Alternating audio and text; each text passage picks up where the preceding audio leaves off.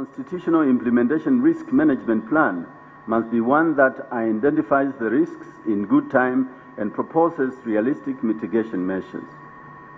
I hope that at the end of this conference, we shall be in a position to conceptualize, in general terms, this risk management plan.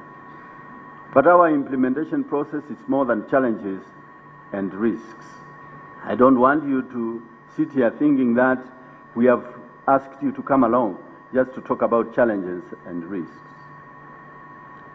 It is also about some very amazing and significant success stories.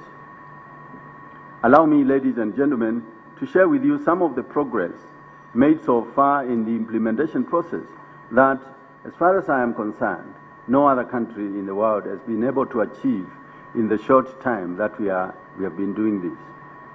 In the period leading up to the 26th of August 2011, we shall as a country see the enactment of several pieces of legislation.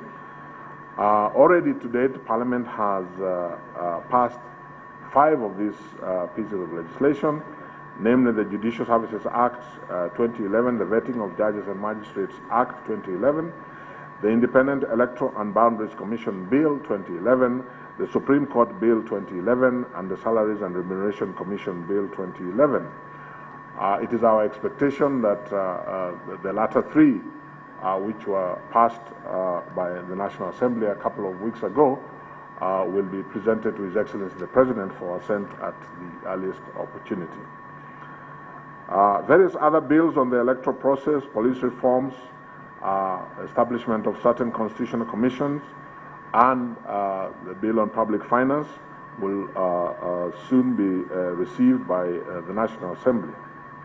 The Judicial Service Commission and the Commission for Revenue Allocation have already been established. And as the PS observed, the country has a new Chief Justice and Deputy Chief Justice who will be sworn in later this morning into office. Within this period, and in line with the constitutional requirement for public participation in all processes of governance, Kenyans have been engaged in legislative processes and in the process of appointing key state officers in a manner never before imagined and in a manner that surpasses even more established democracies. It was clear to me that there were massive violations of the Constitution by both the panel and then by Parliament.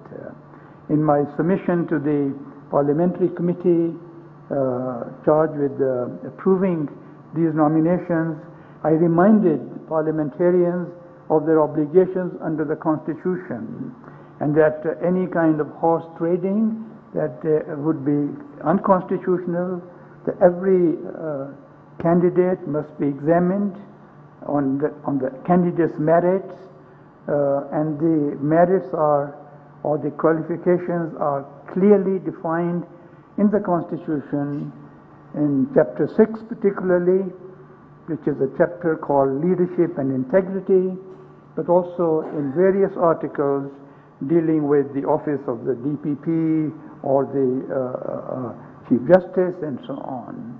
I don't believe they passed the test and they have been in gross violation of their constitutional obligations. Maybe I'll come back to this in my conclusion when I talk about the question of implementation.